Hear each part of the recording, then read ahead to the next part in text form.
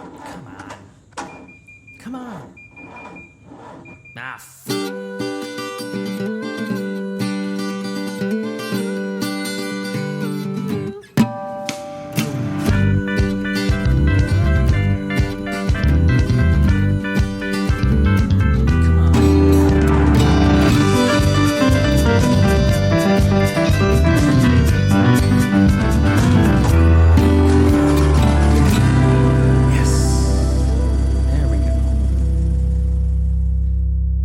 Everybody, what's going on? Welcome to the only podcast produced by three two-time winners of IMSA's Spirit of the Race Award. You're tuned into the Check Engine Podcast. We're hosted on Anchor.fm and we're streamed worldwide on all the platforms that you use to listen to your favorite podcasts. My name is Nick. Joining me as they do every week are my two good friends, Andrew and Tristan. They're on the other ends of this line. What's going on, guys? Happy Friday. We made it another week. I'm struggling with every day being the same. There's no longer anything to look forward to on the weekends because I can do everything fun that I would do, work on little projects, cook big meals every day now. Yes. Yeah, I have less of that because I do have like hours I need to man a phone. But after that, like when that's over, I don't have a commute and I don't have any other obligations aside from like this podcast and cleaning.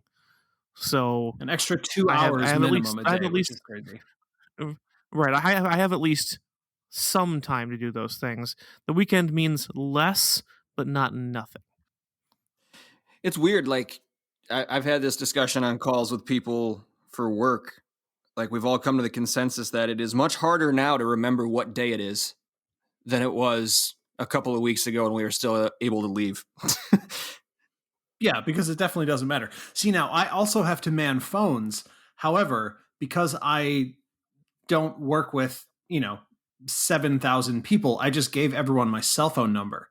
And so everyone just calls me there. So even if I'm around or in the basement or grilling, I can just answer the phone and be like, hey.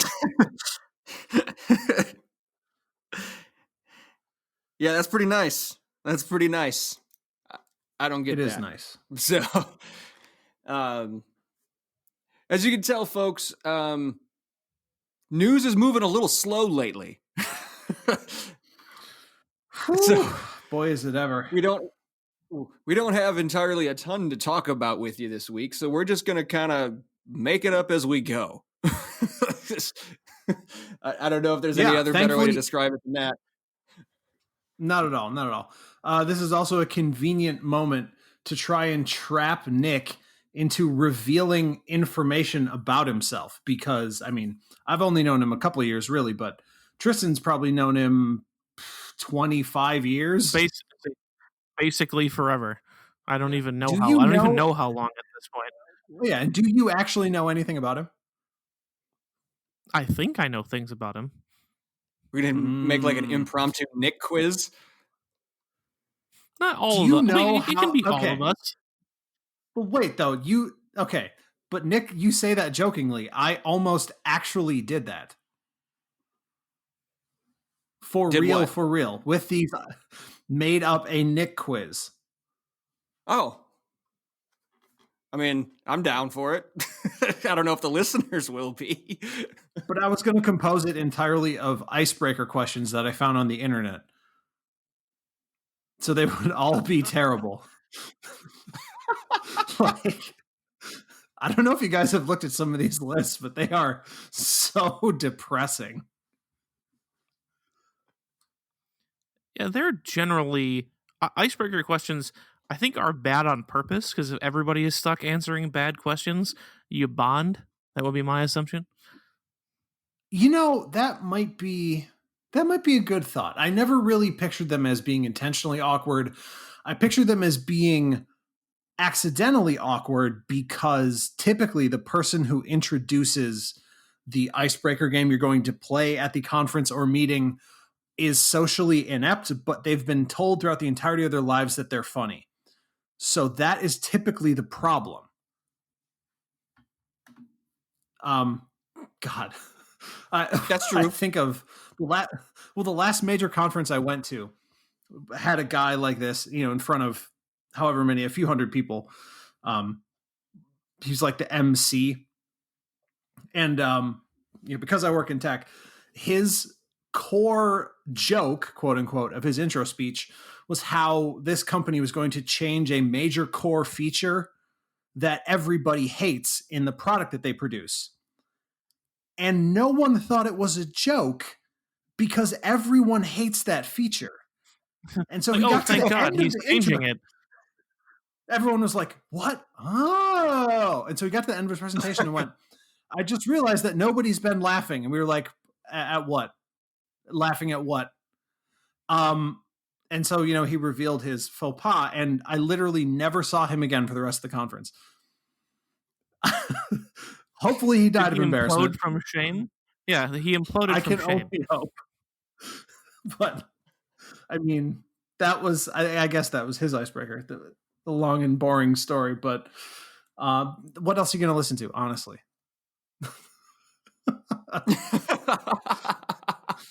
We are honestly, unless podcasts have figured out a way to record remotely or have found a remote recording solution that they're happy with, some of the biggest podcasts I listen to are stopping recording because they record in person.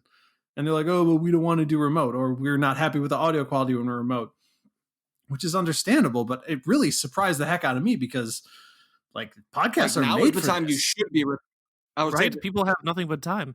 Now is the time we should be recording. Like our reach, I've noticed the past couple of episodes that we've released. I mean, they were good episodes. I wouldn't say they were our best, but they've been performing the best. Which is amazing. But people have nothing else to do. Yeah, it's awesome. We love it, but I mean, you can understand why. People have nothing else to do. Yeah. They're just going further down that rabbit hole. For sure. And that is one of the weirdest things for me to think about now. So I understand the reason why I am working from home. I understand the actual danger of, public meetings and big events and stuff like that. But what's weird for me to think about now is how every other person that we see now that it's getting warmer, people are actually coming outside, doing things in the yard. So it's because before basically it was like being home when everyone else was at work. Because while my wife and I go outside pretty regularly, almost no one else did. But now people are coming outside and it's like, oh, wait, everyone else is doing the same thing too. And that is weird to me for some reason. Yeah, I don't think it's weird to me. It's just, it's almost like it's new normal now. I'm not surprised to see everybody. Yeah, I feel like people are still making jokes about it, but I feel that this is just what the world is now, and most everybody's okay with it. I did see an article about won't somebody please save the extroverts? That was shared. that was shared with me, and the person who shared it to me said, "Could somebody please check on Nick?" So I'm doing okay. Okay, good. Yeah, I have phone. We have phone and social media and other ways to keep in contact with people. Video chats and whatnot. I'm hanging in there, guys. I appreciate your concern, though. I am not worried about y'all. Y'all never worried about us. So fuck off. Yeah, nobody worried. No extroverts ever worried about the introverts, and now that it's their time, they're not going to worry because about they're you. so Get loud. over it. Yeah, they're so loud. They're just wait. Actually, here's a question that this brought up to me today. Is this can we finally stop once we're back in a normal swing of things? Can we stop with public hugging? Is that over now? Can that be coming. over now? I knew that was coming, and no, it's never going to end. Yeah, you're out of luck on that. I don't like huggers. I don't like huggers, though. The best part is, though, because you mentioned that, I don't think you mentioned maybe on the podcast or just when we were chatting, playing games or something. I pass that on, and you will be receiving a hug from an unexpected quarter once this is all over. Gird yourself. I'm frightened. You should be. It was unexpected even to me, who said that they were going to hug you. You better watch out. So is it going to be an unexpected time? Suddenly? No. No, it's not like someone's gonna sneak Just a into your knock home on and your hug you at door at night. like 9:30 at night. Just as you're brushing your teeth, you turn around. There's someone in a mask. They hug you and You leave. don't turn around. You see them in the mirror. It's You just Andrew's towel horror you movie. towel drying your hair. You take the towel Yeah, off. and you lift up from the towel and you see in the mirror someone who is going to come and hug you, and boy, will you be surprised. That would be so disturbing if someone just hugged you and left. My question about that is if it would be more disturbing if it was someone you knew or someone you didn't. Someone you didn't is worse definitely because then someone you your didn't. because then your house is dirty and you have to burn it down and start over. But at least you can contact someone you know and burn their house down. It is 1,000,000% worse if it's someone you don't know. Definitely. That's so okay. So What are we that's talking true about? that's true if it's at home. What if it's abroad? What if it's out in the world? Literally worse if it's abroad someone in a you don't different know? country. No, just that's abroad now means the mailbox, Andrew. That's true. That's where the risk is. Still worse if it's a stranger. Still worse. Yeah. Good. Unless I'm it's glad we can someone all you agree on know that. as a Yes. well, hold on. There is a but. But if it's someone you know who is a serial hugger that because you know them, you don't want them to hug you, that is worse than a stranger. There are people like that. I know. Everyone knows someone like that. And it's just like, please don't. So my dream will not be realized is what you're telling me. Yeah, I'm gonna crush that right now. Fine. It's probably how doing you a long do favor think so you it'll- don't live in so much hope. I guess. How long is it going to take you guys to not death stare anyone in a crowd who coughs? I like immediately. Really? I've just been Yeah, looking for I an don't- excuse. Nope. This No, is no. like Andrew's dream scenario. You know this, right? Yes. Yes. Yeah. Because when This we're whole all thing. when we're all back into the general population, when we're all mixing together, you now have an excuse to either death stare or actively move away from anybody near you in a crowd scenario who coughs. And no one will question it. No one will think it's wrong. People will follow you. It was funny when I was out taking the garbage last week Saturday, because we don't have it picked up. We still have to take it somewhere, which is fine because What? like we don't have garbage pickup here, haven't ever. But the like I haven't gone into another building, and that includes garbage, which is great. Like you pull up next to the garbage truck, the garbage guy is standing about 3/4 of a mile off the back end of his truck, nowhere near you. And you say good morning, you throw the garbage into the truck, and you keep going. Mm-hmm. And then you do the same for the recycling. However, there are other people attempting to drop off their garbage, and there are like tiny force fields around everybody. If you start getting too close, they look like they come up against a wall and just kind of like stop. Yeah, it's amazing. That was weird to watch. I hope that continues because personally, I've I have wanted a this world my kind whole of life. large personal space. So Yeah, same. I couldn't be happier. People are crossing the street now when you're walking down the sidewalk and you get within 3 driveways as a, rough, reasonable estimate of another person. They will cross the road to go to the other side or go into the grass or something if there's another person coming or take a different route. Oh God, it's the best. This is a very special time that I can appreciate because it's the way I've wanted the world to be in public forever. But here's a question: who decides who is altering their route when you're walking towards somebody? Where's the right of way? See, now there's no rule for that yet. It's just kind of we're still figuring it out. Generally, rules it's of the whoever- coronavirus road. Yeah, it seems like we're kind of it's like whoever it's easier for, you know what I mean? So if you have kids or animals, generally makes it a little more complicated, whereas if you're just a person or two people walking, it's really easy for you to kind of get out of the way. So I think those people just tend to move first in general. Unless you have an animal that always wants to walk in the street anyway, like some kind of idiot. I Right, don't or some speak people from are just experience at all. your dog likes to walk in the street. Anywhere you don't want him to go, really, for the most part. Get away from that mud, Fantastic. right in the mud. Right for get away from that Well- puddle, right in the puddle. I mean, that seems fair. Oh, another thing to celebrate. The death of April Fool's Day. No. Oh no. Oh no. No. Far too many still exist. What happened? I didn't go on Twitter.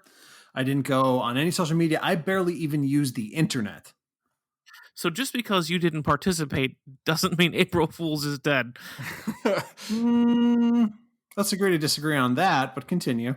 It can be dead to you, can opener. It's only you and I will get that. Only you and I get that reference. But it is really funny. Anybody who hasn't seen okay. Harvey Birdman, Attorney at Law, please watch it. Yeah, also, Then you you'll have nothing understand. but time. There's 3 seasons of the show. The episodes are 15 minutes. It will literally take you 3 hours to watch the whole show. Anyways, what happened? What happened on April Fool's Day? Nearly unlimited versions of some movie is being released. It's all topical. So like, in light of the coronavirus, Disney Plus is releasing the original theatrical cut of Star Wars, or surprise, the new Black Widow movie is coming out today, or like that was what I saw, and there were endless numbers of them. Horrendous. In what sense are any of those jokes? It's not so that's the thing is April Fool's Day has not ever been about jokes. It's been about fooling people and making them look stupid. So as many people as you can get to share your fake story, that is your measure of victory. That's the metric, man. That's how you know if you won. It isn't about getting anybody to laugh. It's not April Jokes Day. It's April Fool's Day. I always thought the end result was supposed to be funny, though. Like, aren't you supposed to laugh at the end? For everybody else is supposed to laugh at you, you fool. But no one's going to laugh at that. If I were to share the thing like, oh, Disney's releasing a theatrical cut, I'm going to go check Disney Plus now, and they're just not there. Where is the moment? Like, where's the twist, right? So that a joke is obviously a setup and a punch. And to typically, like, the punchline is the unexpected part, which is what makes you laugh. But like, where's the opportunity for that in any of this?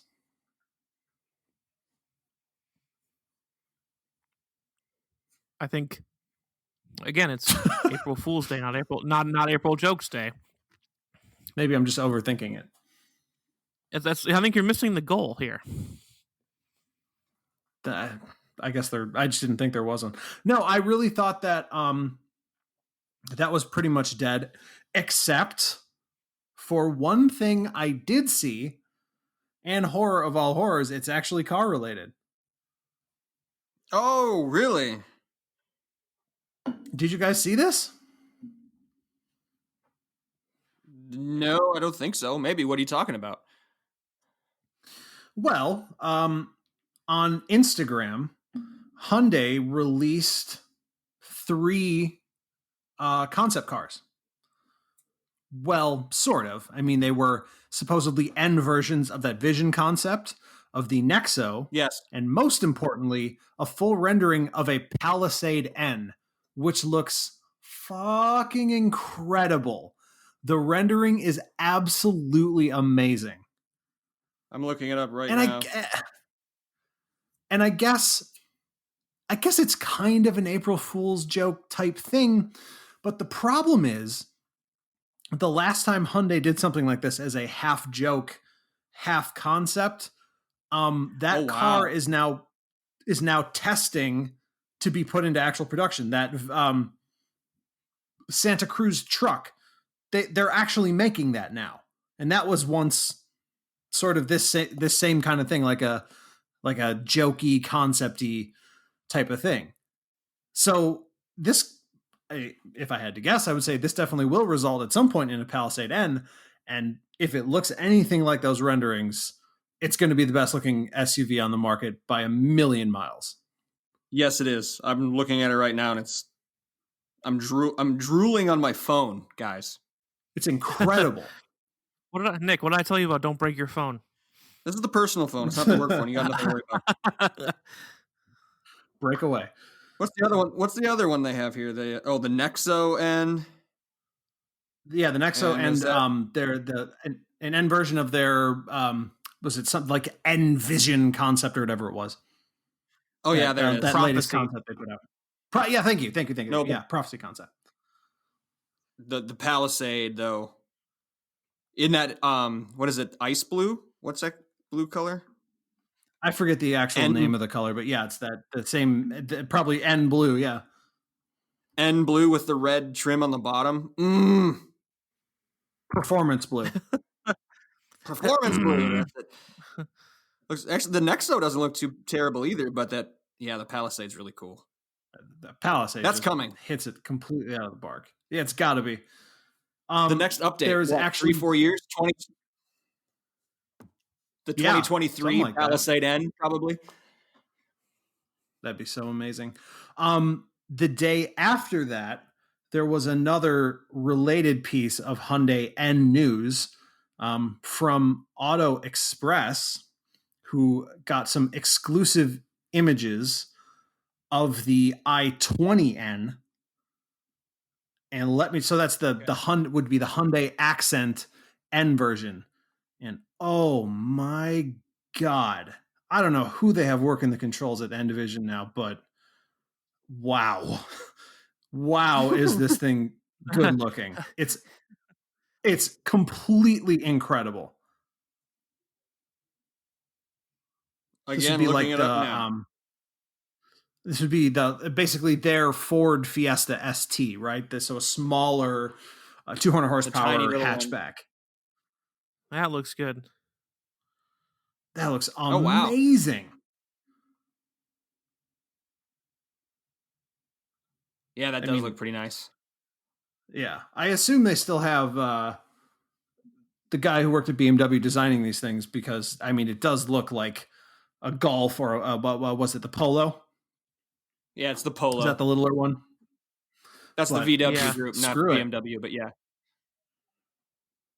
Oh yeah, sorry, yeah. The BMW guy was running the sales part. The VW guy was running the design. I assume it's still him, but damn, tell you what, just keep it going. I don't even care. I don't care where you're from. Just keep making these cars. Exactly. Just make them look this good. And no, for anyone who would be curious or interested, we will not get the i20N certainly, and I doubt that we'll get any kind of Accent N. But there's always hope. Yeah, but we can't have nice things in America when it comes to cars, so I wouldn't put much hope in it. Not. You wonder how much longer, because if I remember the story right, Hyundai Kia came to this designer when he was still at Audi or VW and just kind of blank check, like, what do you want, to get him to come? Yes. Like, I wonder how long before another automaker goes to this guy and tries to poach him away from Hyundai. Hopefully they pick a different designer, right? The approach should work, but but with a different guy. I don't know. Depends on how in demand he is. True. I guess we all think that the VWs and Audis and now the Hyundais look good, but I tend to think that's the general consensus, but I don't know. And I think that, I mean, Tristan's talked about it like once or twice. The era of the follow-on SUVs where BMW would design something and then Lexus would design something exactly the same a couple months later. Mhm. I think that sort of trend chasing is now the norm. So I think a lot of designers, a lot of companies are very happy hiring designers who will give rough approximations of whatever appears to be the market leader at the time. I'm thinking of Yeah.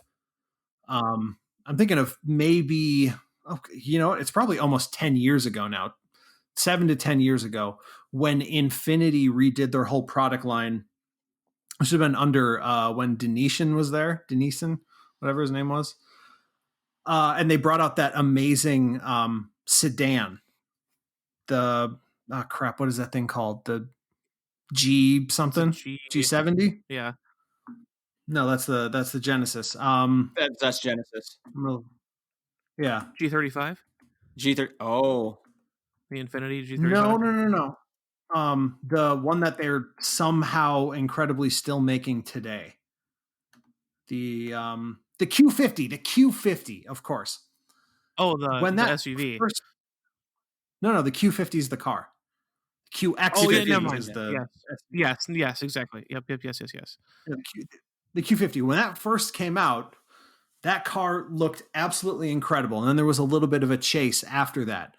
The kind of like Italian design kind of thing that caught on for a while. I just think a lot of people are happy to follow instead of pay for the guy who has his own design language and can in some way design an original. You know what I mean? Because that guy who has his own design language is more expensive. So oh yeah, for sure. Who do you think, and I don't have a direct answer to this question right now, I can think about it a little bit, but if I were to put you guys on the spot, who do you think is going to come out with that next sedan or next design, anything that kind of changes the trend or drives it in a different direction? Like who's due for a design gem? I mean, who's even left who makes cars? I think we're actually kind of in an interesting place because most of what we're going to see on the market in terms of cars is going to be heavily Euro inspired because that's where they're still being made / sold. Right. Hyundai has tried to be the sedan, especially in the midsize sedan area. They've tried to be the design leader by redoing the Elantra and the Sonata every 18 months to 2 years. They're basically on the Honda pattern. But the issue is that none of those designs have ever really caught on. And so what's kind of happened, to my eyes at least, is that Hyundai just kind of does their own thing. And what I see with the Camry and the Accord is that Toyota is now chasing a little bit Honda. Because Honda tends to refresh I would agree the Civic and Accord first. And so, like this latest iteration of the Corolla and the Camry kind of have a similar thing to the Hondas where they're a little more plasticky up front. The grills are kind of like thinner and more angular, more like sort of inverted chevrons. Mm-hmm. So they're kind of doing the similar thing there, but yeah, I don't know. There isn't really like a clear leader at the moment. Yeah, I wonder if we're gonna see something when Nick talked about due for a design hit. I think for a long time they've always looked with maybe not a long time, but at least for a good while now, they've always looked okay, but haven't been leading in anything. I wonder if quietly, and it's a off the wall choice, go with me or don't. It's up to you. But I think Mercedes might boil up something in the next couple years just to shake things up a little bit, because I feel like BMW and Audi are kind of, as much as I really like the Audi styling, they've been pretty placid on that for a long time, like just kind of Mhm. little tweaks, little changes, no stir in the pot. But I wonder if Mercedes is going to see it as a chance to let the engineers and the designers go nuts and crank out something really, really interesting. And that's my kind of, you know, maybe not a lot of people are thinking about it, but I wonder if they might be due for something on the German side. I don't know. I feel like Mercedes design is so iterative, meaning they basically just take one look that works somewhere in their line and they tend to go with it until they catch another look in their own line that works. I'm thinking of the what was the originator, that originator Mercedes that had the like the what the coupe style sedan. What the heck was that thing called? Yeah, the Um, 4-door coupe. yeah, It was the I can't uh remember. was it the That E was class? It was the not an C class, E. right? I thought it was a C class. Yeah, it was C class. C class. Um, whatever that was, and that's kind of that with a touch of the S class of that time is basically the design that they've gone with for the past, well, ever since that car came out. And I don't know. I just feel like, is there an example? This I definitely don't know. Isn't there an example of Mercedes leading the way in terms of a look at all?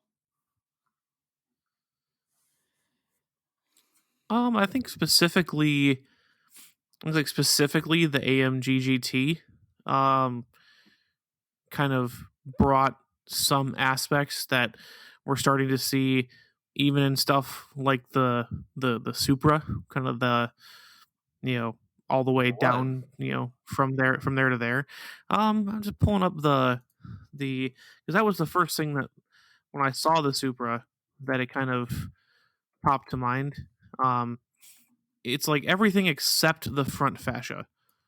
Like the front fascia are different, but the side vents, the even the curve of the rear roof line and the mirror placement, like basically other than make the vertical vent longer and put a different nose on it, the new Supra looks just like an AMG GT or GT class Mercedes. Maybe not the AMG, but just the 2020 and 2019, 2018. Really? But I don't see it. I see that they're both coupes. I mean, that's I don't kind think of it's like the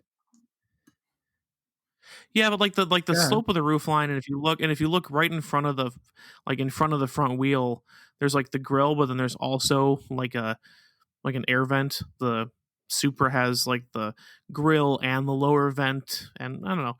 So that's the first thing I thought of when I saw it, is that, as we all know, it doesn't look like a Supra. Like Well, it doesn't that's look like my the old it problem. doesn't look like the old Supra. It looks like something else. And to me, it screamed AMG GT, minus the obvious example of that looks like a Z4. Yeah, Yeah, that's that's what it looks like. that's That's exactly what I was obvious, going to but say. you know, yeah. So I don't know. I'm like I said, it's a you know, it's an interesting thing. Like they started that whole 4-door coupe thing, and everything from the A5 to the Stinger can go back to that. And I think occasionally they come out with a new body style or some distinctive styling element that then carries down to other German automakers and then kind of all over the place. So like I said, it's a theory. There's not it's a feeling. Nick was like, if I put you on the spot, obviously I haven't done any research on it because he put me on the spot, but that's what I was Mhm. thinking. Okay. I don't know. I can't think of any examples other than like car makers in individual instances trying to replicate like one thing in terms of looks the S class or C class did. There's been a couple examples of that. I know there was an old Like I Kia said, that was meant to look like the Men in Black Mercedes.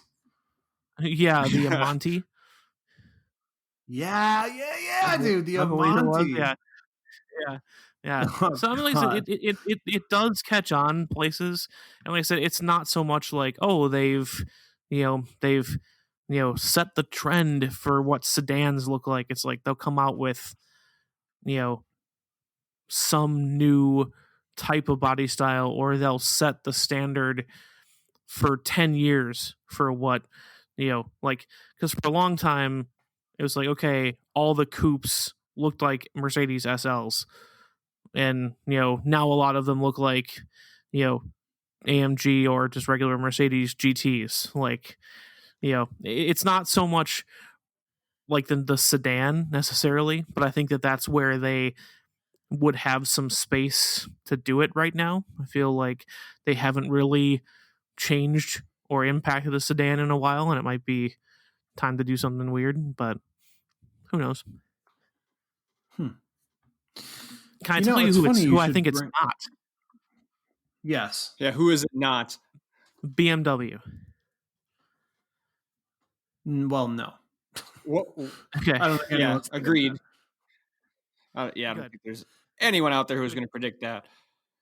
Want to make sure I'm No, just not what crazy. are they doing over there? No, I don't know what they're. It feels like they've just completely lost it, honestly. But new logo, bro. Okay, And not even on the so- cars. So That's listen, right. It's not on the car. a couple weeks ago, you guys told me about that logo that I genuinely believed was a joke or a mistake, and it took up to this week for them to change their brand accounts over to that new logo, and it just looks so funny. It looks absolutely hilarious. It looks like the Marvel version of the logo. It's so pathetic. Captain looks like- BMW.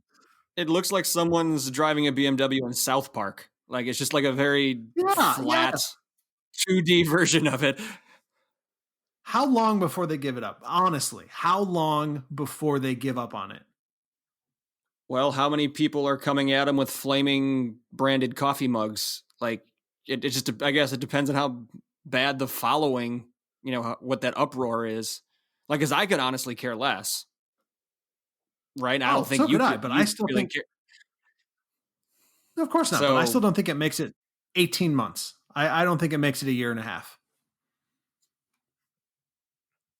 It's a grand experiment. We'll see. Yeah. I mean, I don't think 18 months seems right. That's a pretty good ballpark Plus estimate, now- I would say.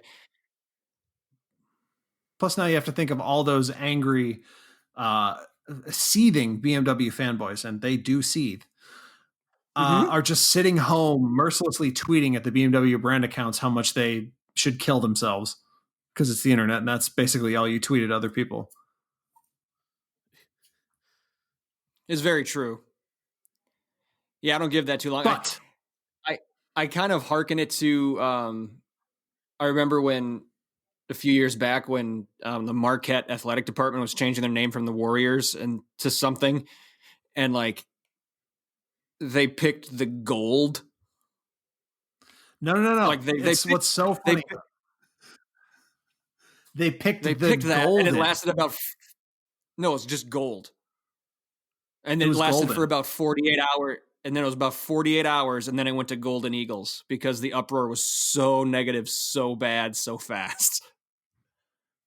I worked with a guy who was at Marquette in an upper position when that happened, and he was late to that meeting, and they had just passed the vote when he walked in, and he was like, "What have you done?"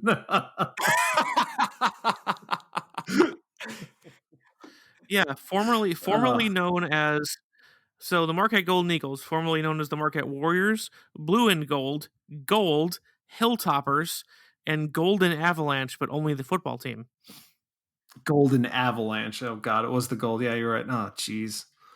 Oh jeez, Rick. I mean, how long ago was it that they had a football team? Like that has to be at least 50 years ago. Who knows? But Golden yeah, Avalanche so sounds I just- really perverted.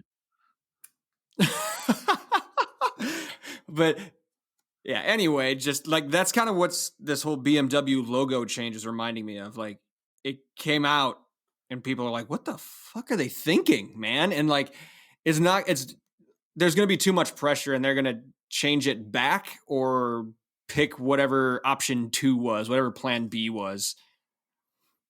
It's a mistake. Totally. Excuse me. But speaking of Mercedes and speaking of golden avalanches, I was thinking of something today. And the question that sprang into my head initially that kind of started it was, what is the happiest car color? And of course, the obviously correct answer is the SLK 230 yellow. That was sunburst yellow, the true sunburst yellow. So it's like deeper, like a real, I mean, like not even yellow crayon, because it's like a deeper yellow than that. It's probably the happiest color on Earth. And I guess I just kind of realized today that is such a cool car. The SLK 230, like the 2000 era one, because of the color and because of the compressor badging. Compressor, yeah. So I just looked up what that color looked like, and the first picture is the picture of one, and the license plate says "Baby," BAYBEE.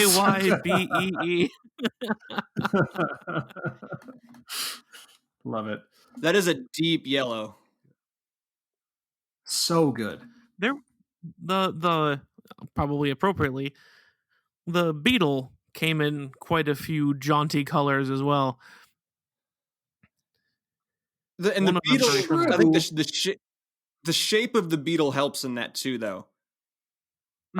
Like if you were to see a yellow SLK 230 and then a yellow Beetle sitting next to one another, and you just say, "What's the happier car?"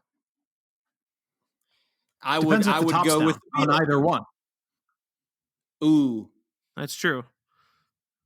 Ooh, that is true. That is a compromise. Yeah, there's factor, a very nearly identical yellow and a very jaunty looking pink.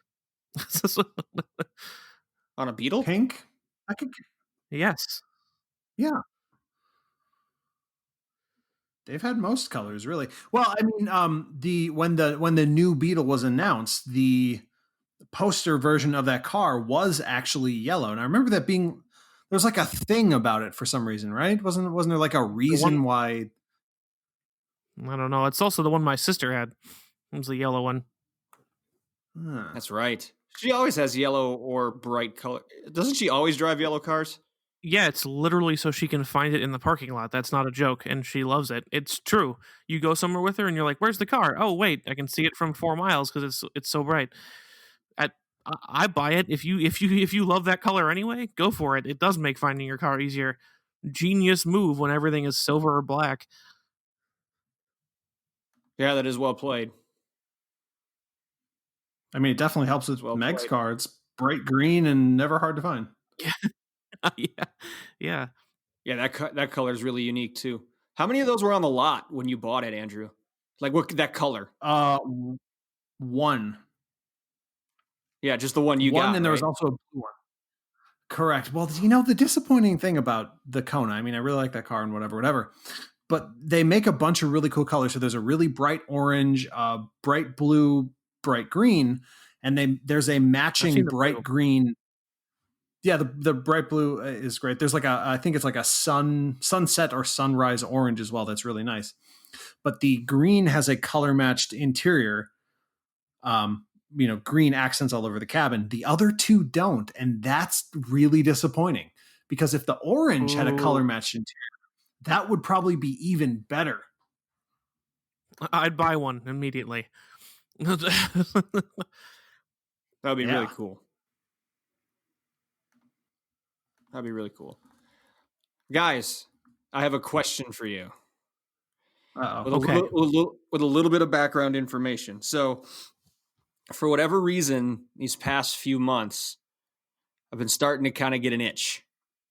I feel like I don't want to get rid of the Colorado. Like I don't want to trade it in. Oh, but No, I know what this is. Get a I C3. feel like get a C3.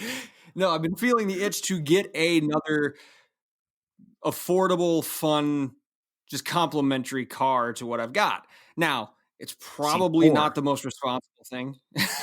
Yeah, C4. Find a manual one. A, I dare you, and B, it's a good choice. Shut up. Just stop me when I get there. All right. C5. Problem solved. Sorry, I'm No, interrupting. but That's like, rude. it's never stopped you before. C6. So, like, I've been looking around, like, what, in your opinion, should I be focusing on like a Focus ST, more of a maybe go the direction of a Civic Si, or maybe go VW like to the GTI or a Golf? Well, all right. Here's the thing. I would love to say Focus ST, but the problem with the Focus ST is that the people who bought them modified them. They are in WRX territory in terms of aftermarket modding, and all of them are terrible, and everyone did a terrible job. Because I was actually thinking about that car the other day. I would argue based on the people that I've even seen driving WRXs that are just normal ass WRXs, they're probably more modified, not than STIs, but than base WRXs. Correct. Well, also maybe like previous gen WRX modified in terms of certainly. But here's the other thing. Totally. I was thinking about this the other day because I was playing the new Animal Crossing on Switch, and I was texting Tristan that I have developed a metric. The Switch has made me develop a mental metric for video games, and it's something I was thinking about. Consoles that have exclusive perfect video games. Now, in my mind, you have to separate the idea of the perfect, which is something that exists entirely without flaws, from the real world, which is something that has flaws, but they can't matter in the overall otherwise perfectness of the product. So to me, the Focus ST was a perfect car.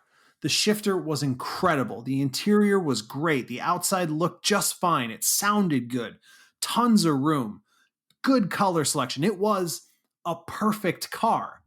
But you're never going to be able to find one of those because people bought them and they absolutely ruined them by modding them and doing this and doing that. I mean, it had 240, 250 horsepower. You couldn't possibly need to go any faster than that in that car.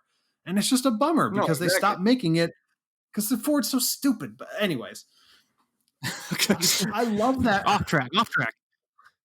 I love that car so much, and it's just ruined. It's going to be completely ruined. I'm just doing a search for some right now. So my two cents are a lot of those are good cars if you want to have fun and it's actually your only car. They're relatively practical, relatively reliable, etc., etc. If you're keeping the Colorado, you don't need that. So why not get something that is, less practical? Get an old C2. Miata or what? Stop it. I'm almost done. There's only 3 left. C1, 7, or 8. Okay, we're done. It doesn't count when you do it like that. Oh, doesn't it? No. No. So no, so my take is, maybe even something a little bit more focused on being inexpensive and fun. You can get a, yeah, sure, maybe it's a little battered, maybe it's got a bunch of miles on it, but you can get an old Miata and run around in the summer with the top down and have a great time. You can get an old SL. You can get an old SL convertible for like $4 or $5 grand. Like, yeah, you are missing a very key thing there with the Miata suggestion. Nick cannot get a Miata. He would look idiotic in a Miata. he could Because only he- drive it in the summer with the top down. He Yeah, but I would don't be like ta- convertibles even and then, driving Wear a with the top down. So that's out of the question. but even then, he would be taller than the windshield. You cannot drive a car like that. It is socially unacceptable, and I will ostracize him personally. But Well, on the then you plus can side, on the plus take it up side, with my dad on the and the and the E-Type. on the He can only drive. listen, he can only his drive that job- car with the roof down. on the plus side, if I drive a Miata like that, I would get to wear leather helmet and goggles. True. That is true. And you I could mean, if cut it's the going to be windshield off ridiculous, because you let's wouldn't just even go need all it. out. Right. Yeah, If it's going to be just cut ridiculous, it half down, replace it with plexiglass, and call it the Club Racer. yeah, there you go. No, What about I a honestly C7? feel I'm too. If you can find an affordable one, I'll take it. Does Well, it good have luck. to be working? I mean, preferably, Can it be as is for parts? I would preferably like it to run, but no, not a deal breaker. It could be the CEP project car. Would your dad cut you a deal on the split window? He doesn't have the split window anymore. What? Since when? Oh yeah, since at least 5-6 years ago. Oh, I thought I still had that.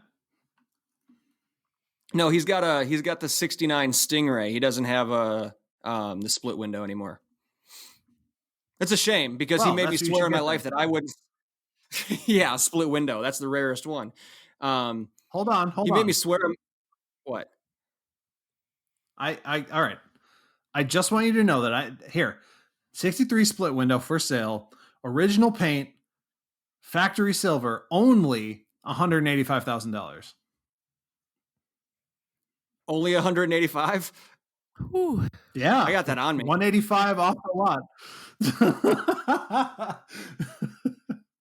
I've got that on me. What are you talking about? What did he make you promise?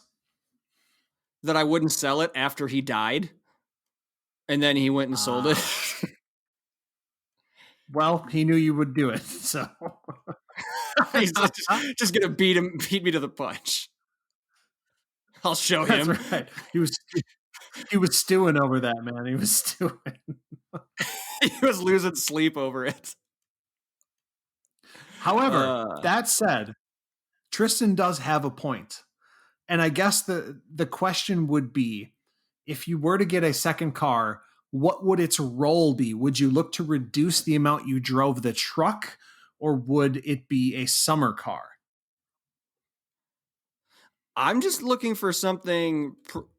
It's, the way I see it, it's just going to be something that's honestly a little more fun to drive. It's a little more responsive. It's a manual. It's, it doesn't drive like a truck, like Would you- 77,000 1995 C4 manual 6-speed, dark green, for $8,500. really? Wow. Yeah, What's wrong with it? It's a C4. yeah. That's literally that's when people tell me that like they don't like the C4. It's like, great, then maybe I'll just buy one for cheap. It's like me and the square headlight Jeeps and everything else. Those are the best, and people will catch up to that. By the way, those are the best Jeeps. People will catch up to that soon. So here's something. Actually, speaking about fun cars, whatever. I saw it must have been the GT package. When they first brought back the Mustang, there was a term that whatever it was, like the new Mustang, I guess they probably called it at the time.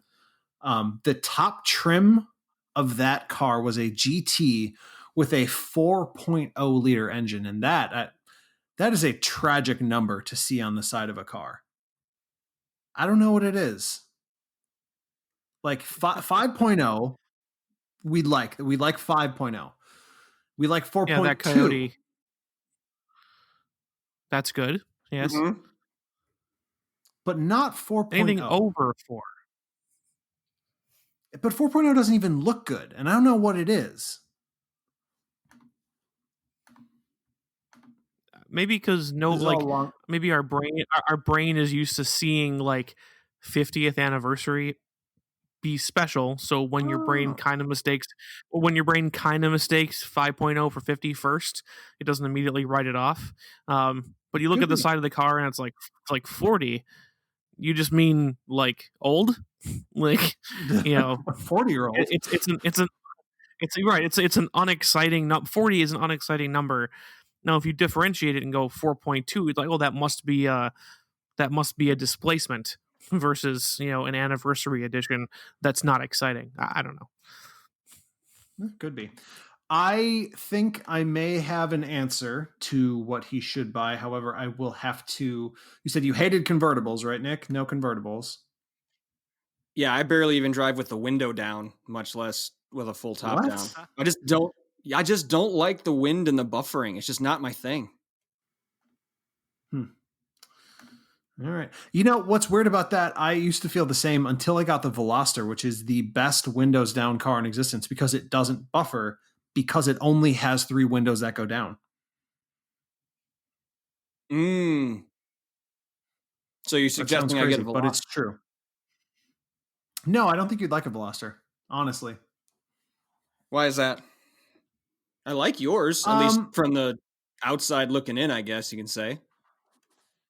Well, I think a new one would probably be great, but a new R spec is still 25,000. Right.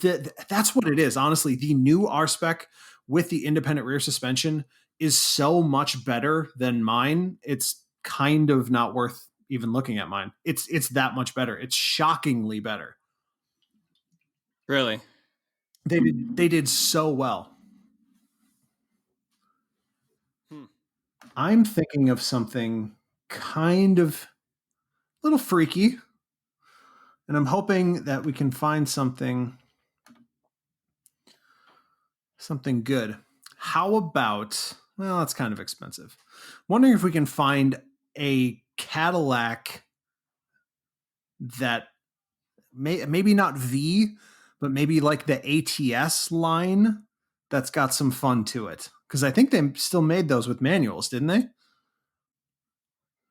I believe so. Was that the one they made in a wagon, or was it the CTS that was the wagon? That was the CTS V. Yeah, they did make a wagon and the coupe, but I wonder how much those will be. CTS V wagon. Yeah. Pretty a lot. Pretty a lot. CTS V sedan. Let's see. Wait, here's an 06 to 88,000 miles. CTS V sedan 17.4. Ooh, here's a wagon 54.9. Oh my God. Told you.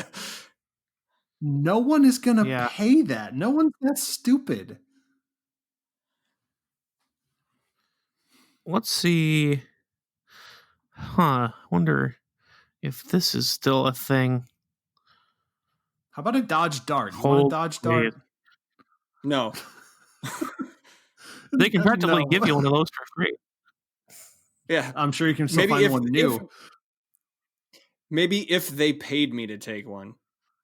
2007 maybe. Dodge Magnum SRT8. Yes, get that.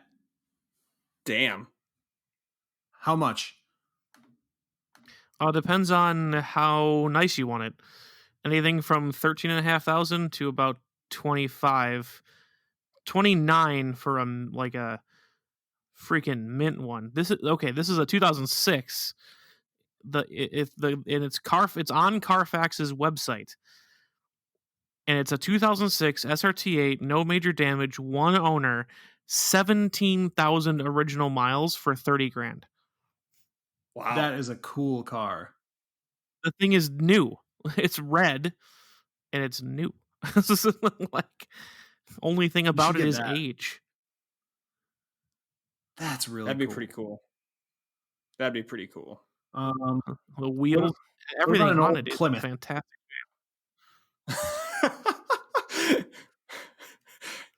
What's Plymouth? All right. It's time. Wait, it's time for the annual check, boys. How much is a Plymouth Prowler?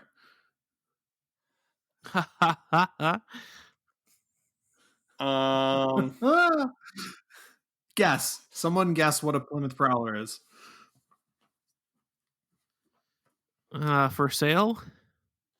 For sale. Yeah. No, How much sure. it costs to buy one? 30 What's that? 30 grand. 30 grand. You are exactly correct. You are exactly correct. Really? Good job, Tristan. Damn.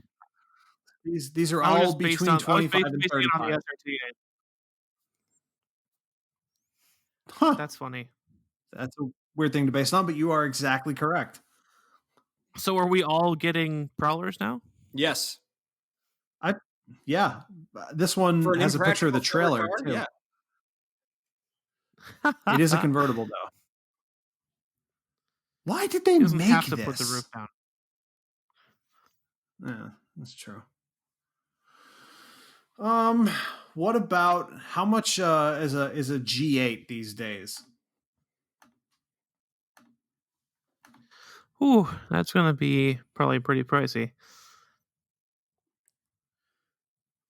Here's one literally right down the road. 10 grand, 71,000 miles for a G8 on this G8. Oh, you know why? Why? It's Accident the damage? 6-cylinder. No, it's the 6-cylinder. Fuck that. You mean the bad one? Yeah, that's the bad one. Well, the V6 ones are very cheap. Let's see here. So Nick, who do you like? Whose direction do you like the most so far? I mean, I gave you 3 options, and you guys went pretty well off the rails. So, Because I feel like those are replacements. Like a GTI, you could drive all day, every day. I don't know. I like the Magnum idea. That's I like the definitely Magnum cool. idea. Yeah, but it is a Chrysler product, so I have to prepare myself for the fact that it will be rust in 3 years. Well, it's made it this far. Yeah, you just got to keep the mileage low. And remember, see, the other thing that is an engine, but this is the frame from at that point 6-decade-old Mercedes. Yeah, and all the running gear. It's really just a Mopar engine. That is true. It's like you could do worse. It's basically Nick. It's an old E-Class. Yeah, yeah.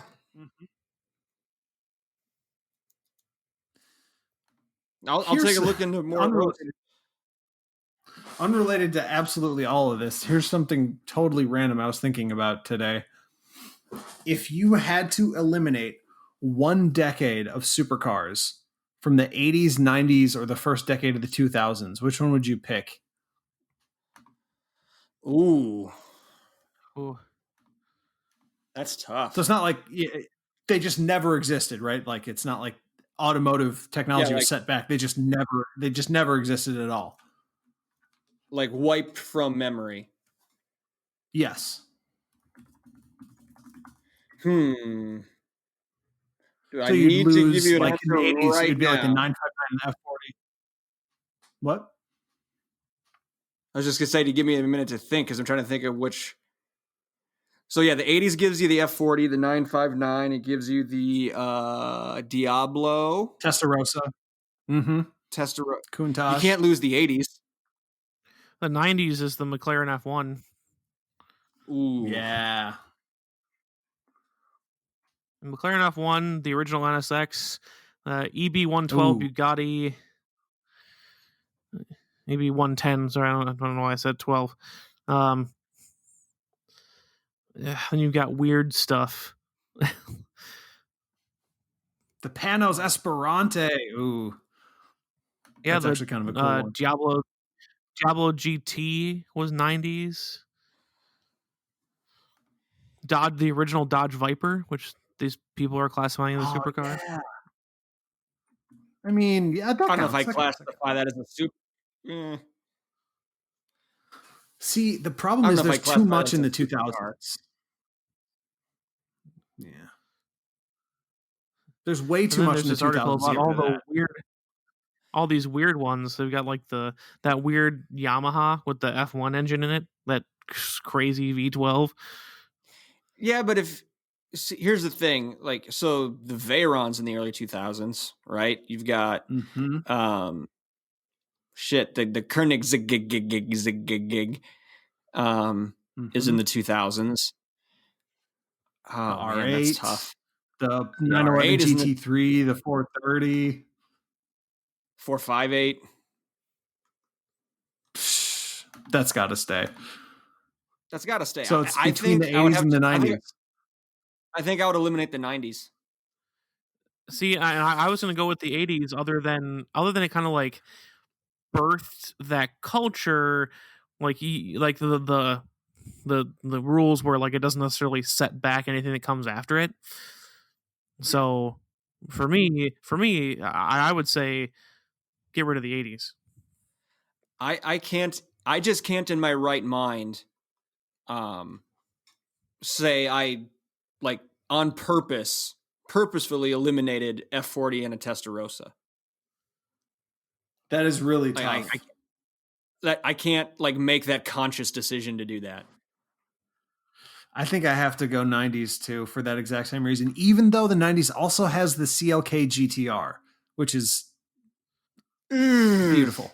Well, that one tends to do backflips. CLK GTR. Yeah, but that's awesome. F1. Not its intended purpose, but sure. So, I mean, it seems like, guys, the consensus is eliminating the 90s and keeping 80 supercars and 2000 supercars. Unless, Tristan, you have any other opinion on it? I mean, not particularly. For me, it's probably about even between the 80s and 90s as to which one I least prefer, but might as well all agree. Let's get rid of the, what do you say? 90s? Nice. Way to go. I You really do hate Ferrari. Yeah, because I don't care about anything in the 80s. The fact that it was the F40, I mean, I'm more upset that we'd be dumping the 959. So it's wrong. Also true. It's wrong of you. And the M1. The M1. Yeah. You can't forget about that either in the 80s. Yeah. That's true. The poster of it right over there. I was going to say, that is a poster car for you. Yes. Cool, guys. You got anything else we want to talk about before we get out of here? I do not. Or have we punished the listeners enough? Hey, we're giving them something to distract themselves. Yeah.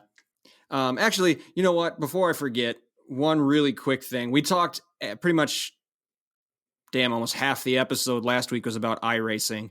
The one point I need to make for that this weekend is it is giving an opportunity for the ever-inspiring Robert Wickens to at least in some way return to competition. So if the listeners don't remember, nice.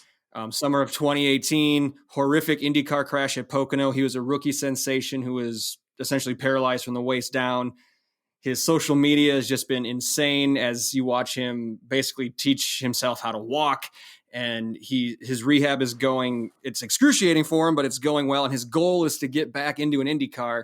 This weekend, iRacing's the virtual IndyCar race that will be on NBC Sports Network this coming weekend. Robert Wickens is going to compete with a hand-controlled sim unit, a rig. So that's a really cool, awesome, uplifting story. I'm looking forward to seeing how he does. So welcome back, at least somewhat, Robert. It's great to see you back. But yeah, I just wanted to make sure that was out there and we touched on that because that's a really cool, one of the really cool things that come from this sim racing thing. So yeah, for sure. And some inspiring, uplifting news. So yeah, absolutely. Yeah. So when you can need it. Yeah. So good luck, Robert. That's who I'm pulling for this weekend when I tune in. So, but folks, it's probably time we wrap this one up for this week. thanks for listening. But we also we don't want you just to listen. We want you to reach out to us as well. You can find us in a bunch of different ways. We have our own website. It's checkenginepodcast.com. There's an email address associated with that. It is inbox@checkenginepodcast.com. We're on all the social medias. Find us on Facebook at Check Engine Podcast. Andrew, you're patrolling the Twitters as what handle? At Check Engine Pod. And Instagram is what, Tristan? Also at Check Engine Pod, where we made our triumphant return after way too long. If you messaged us, I apologize. We are catching up on those. The direct messages on Instagram. We missed some. We will get back to you. So cool. People have been reaching out on there. That's awesome. So keep doing it. We promise we'll respond this time. So like, follow, share, post, DM, reach out how and when you can. You can ask us questions to answer on the air. You can let us know what you like or dislike about our episodes. Give us topic ideas, whatever you want to say to us. We're open to all the feedback. So thank you in advance. Something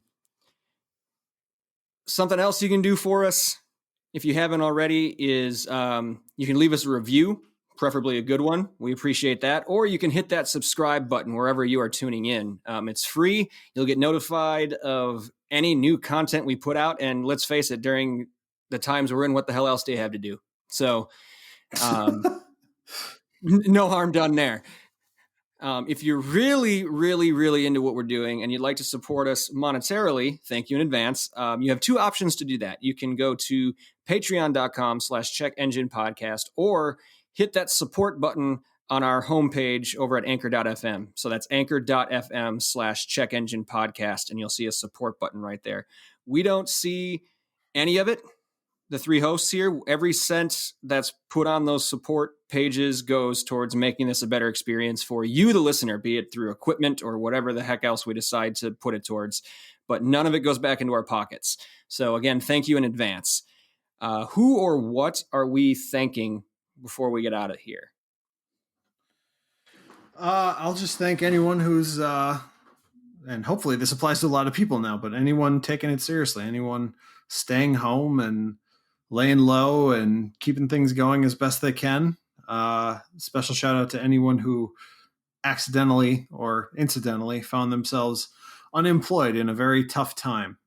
But yeah, just we all got to do what we all got to do. We all got to stay low and stay sane. Yes. Agreed. Stay sane is very important, obviously. Yeah, related to that, my thank you is for, in hopefully a non-self-serving way, all of the other various content creators out there, YouTube, Instagram, people posting their crazy hand-drawn art on Reddit, other podcasters, things like that, giving us a way to stay sane and stay unplugged a little bit. It's you got to strike that balance between staying informed and being only informed and losing your mind. So remember to take in some content, take in some art. If you're listening to this now, you're obviously listening to us. Go listen to some of the other great podcasters that are out there. Go look at some of the virtual tours of museums that are around. Listen to some concerts from home. Just remember to unplug for a little while. It's a really good point. And one point I want to make in lieu of a thank you is that during this time, obviously the small businesses are hit a lot harder than any of the big international conglomerates and all those big corporations. So if you do decide that it's a good time for, maybe it's a nice day and you just want to get out from your four walls and go take a walk, maybe make that walk during lunchtime and go to that local sandwich shop around the corner and get something. Support those small businesses. We work with a couple of them. Our friends in Styled Aesthetic, who do a lot of great work with our merchandise, is one of those small businesses who are feeling some effects right now. So support those local businesses, everybody. Just get out, buy a sandwich, order a sticker or a shirt from Styled Aesthetic for us, for your favorite race team. Eat out at your favorite restaurant. One of ours is a little bit far for us to make the trip so far, but PJ Campbell's at the depot up near Elkhart Lake. They happily provide us with race tickets, and we always eat there after we race, after we go to the races, and they're feeling it right now too. Yep. So be sure to remember that, folks. If you're thinking of going out somewhere to grab a bite, if you're sick of cooking, or anything else. Support local. So thank you for that. And as always, thank you for your continued support of this podcast and for tuning in.